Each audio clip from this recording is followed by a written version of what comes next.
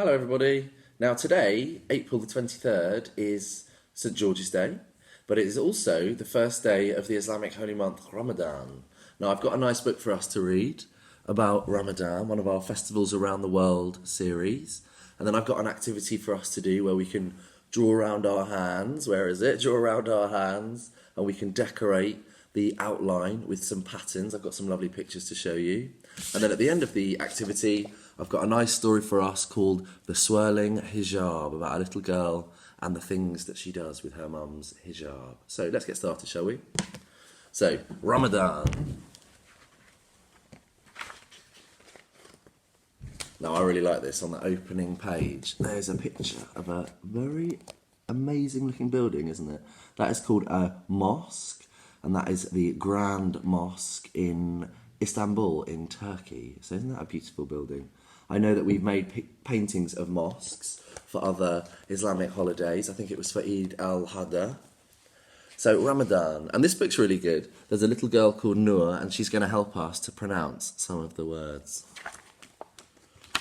So, what is a festival? A festival takes place when people come together to celebrate a special event or time of the year. Some festivals last for only one day, and others can go on for many months. Some people celebrate festivals by having a party with their family and friends. Others celebrate by holding special events, performing dances, or playing music. Now, the question at the top of this page is, what is Islam? Islam is a religion that began over 1,000 years ago in the Middle East. Muslims believe in one God called Allah, who they pray to in a mosque or Muslim place of worship. So a Muslim place of worship is called a mosque. Some of you might have visited or seen a Christian church before, or maybe a Jewish synagogue or another kind of temple or house of worship. But the building that Muslim people go to is called a mosque. Muslims read a holy book called the Quran, and Noor down here is going to help me to pronounce it, Quran. The Quran is Allah's word and instructs people on how to practice their faith. An imam teaches people about Allah's word and leads prayers in the mosque. Now, the question at the top of this page is, what is Ramadan? Ramadan is a festival celebrated by Muslims for 1 month of every year. Ramadan is a time when Muslims fast for 1 month during the daylight hours. During fasting hours, Muslims do not eat or drink, but at night time they are allowed to. At Ramadan, Muslims celebrate their faith in Allah through prayer and worship. Down here it says, Ramadan is celebrated in the 9th month of the Islamic calendar. And this picture is showing us a little boy praying. The story of Ramadan. A long, long time ago, there was once a man called Muhammad. He walked the desert day and night thinking about his faith in Allah, in God. One night, a voice called to Muhammad from the sky. It said, "You have been chosen to hear Allah's words." Allah spoke to Muhammad and told him how to practice his faith and lead a good life. Muhammad spread Allah's word to other people. They were written down in a holy book so all Muslims could follow them. This book was called Can anyone remember what Noor said the book was called? The Quran. Well done. Festival of Fasting. Muslims fast during the month of Ramadan because it was in this month that Allah passed on his word to Muhammad. At night time, Muslims can eat and drink as much as they like. There are many markets and food stalls open late into the night. And if you look closely at this picture, it's a food market. So once the sun has set and the Muslims have finished fasting, they can go to the food market and get lots of lovely food and lovely drinks. Before the sun rises, Muslims have a breakfast called suhoor. And when the sun sets, they have an evening meal called the iftar. And the Noor is saying here how to pronounce the words. So the breakfast, the special breakfast, is called sahur, and the evening meal, the iftar. And it says here, people wish each other Ramadan Mubarak, which means have a blessed Ramadan. So maybe you could try and wish somebody Ramadan Mubarak, a blessed Ramadan. And this is showing us a traditional sahur meal, the breakfast that Muslims have before the sun rises. Why do Muslims fast during Ramadan? Ramadan is a time for people to celebrate and remember their faith in Allah. When fasting ends for the day, Muslims often go to their friends' and families' houses to pray together. The festival is also a time to remember others who may be hungry and less fortunate than themselves. By fasting for 1 month, Muslims feel what it is like to be hungry and poor, like many people in the world. Prayer and worship. In the evenings, Muslims attend special nighttime prayers called Taraweeh prayers at their local mosque. Taraweeh prayers only take place during Ramadan. Each night during Ramadan, a part of the Quran is read aloud. By the end of the month, the whole of the Holy Book has been read aloud. And here's a picture of a little girl reading the Quran. Eid al-Fitr. At the end of the month of Ramadan, another festival called Eid al-Fitr takes place. It is a time when fasting stops and people are allowed to eat in the daytime.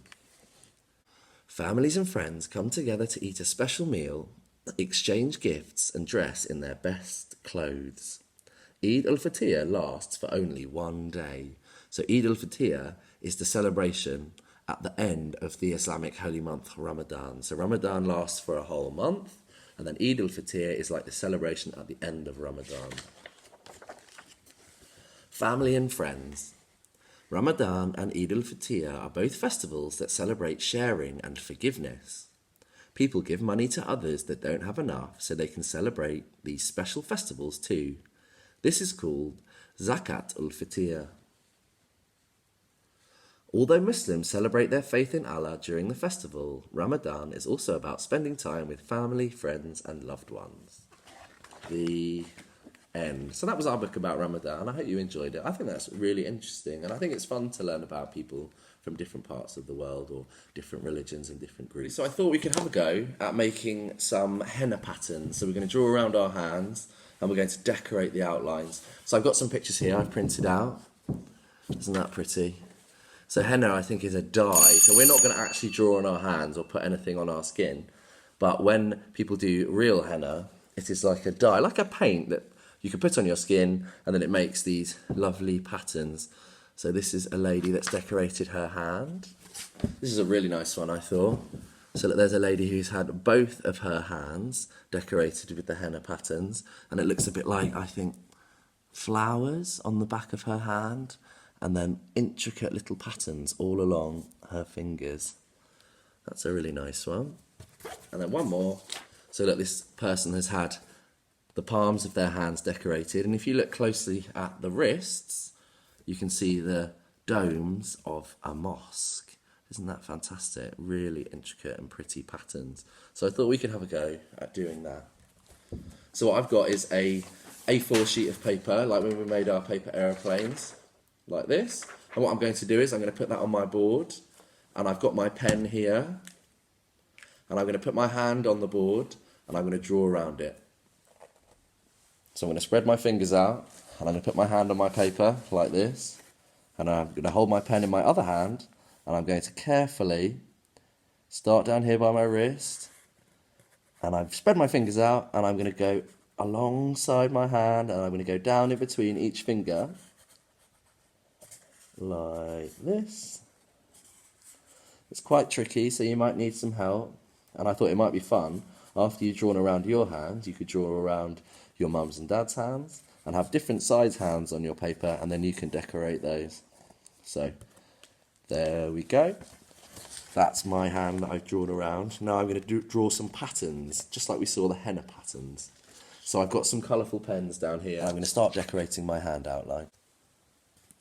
So I've got my coloured pens. Now I'm going to decorate my outline. I really liked the lady that had the flower on the back of her hand. So I'm going to draw a flower. There's the centre of the flower, colour it in. And then I'm going to draw some petals around that. And you can keep using different colours to build up your pattern on your hand outline. So I started with a flower. And then maybe I'm going to do some swirlies on my fingers, some loop-the-loops, like that, all the way down to my flower. And I'm going to keep going and building up my pattern, drawing on each finger and the back of my hand, and all the way down to my wrist. So I'm going to keep going. And then maybe I'll do the loop-the-loops on all the fingers like that. And one more, do it this way this time. Fantastic, it's already looking really good. What next? Maybe I'll do some zigzags down here.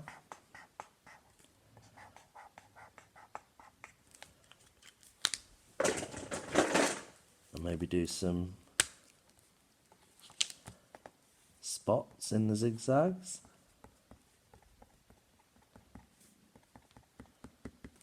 And then I'll get another colour, and I'm going to keep going, building up the pattern on the hand. Maybe I'll do some circles.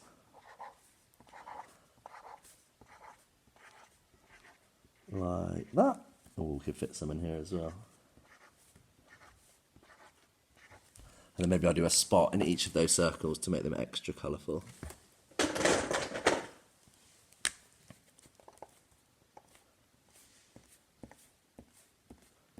So I've still got some space on my hand. I could colour in the petals of my flower. I could do some more shapes up here, maybe do some zigzags up here. So I've done my zigzag on my middle finger, maybe do some down on each finger.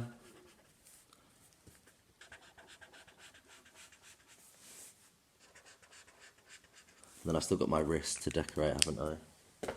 Maybe I'll try and draw a mosque like we saw the lady had. So we do some domes on top of the mosque, like that. So, there you go guys, I'm sure you can think of some other patterns that you could draw on your hand outline. And I want to see lots of pictures of your drawings that you've done at home. Now to finish our activity, I thought we could read a story, a really nice one called The Swirling Hijab, about a little girl who uses her mum's hijab as part of her imaginary play. So the book is called The Swirling Hijab, and it's a really nice story. So let's all sit down and get comfortable, or if you're still drawing, decorating your pattern, you can listen to the story while you're colouring, can't you?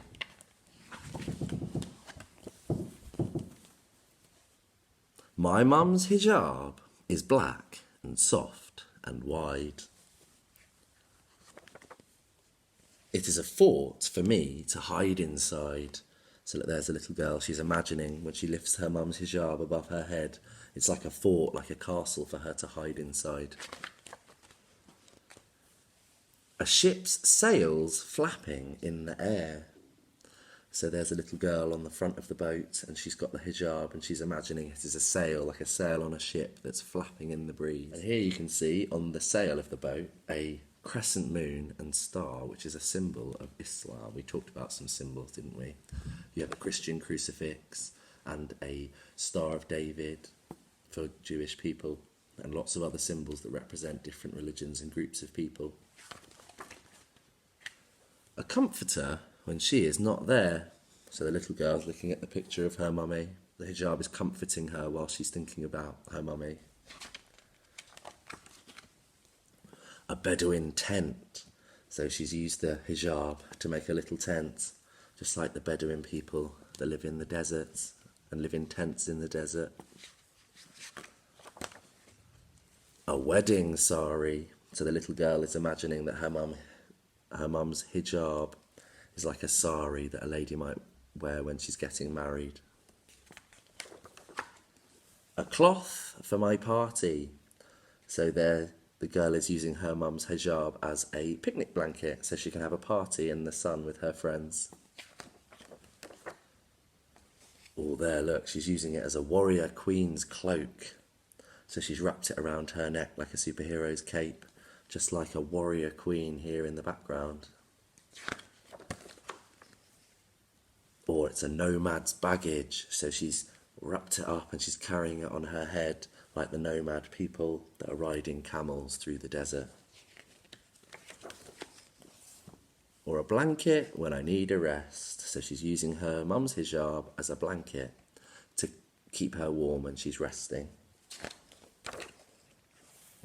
But covering my mum as part of her faith is what the hijab does best. And look, there's the little girl wearing her mum's hijab and praying. The end. So I hope you enjoyed the activity, everybody.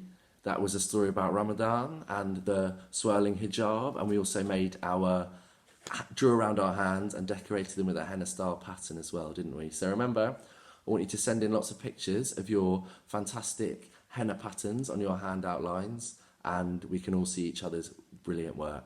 All right, guys, have a lovely Ramadan, and remember to wish people Ramadan Mubarak. Have a blessed Ramadan. Bye, guys.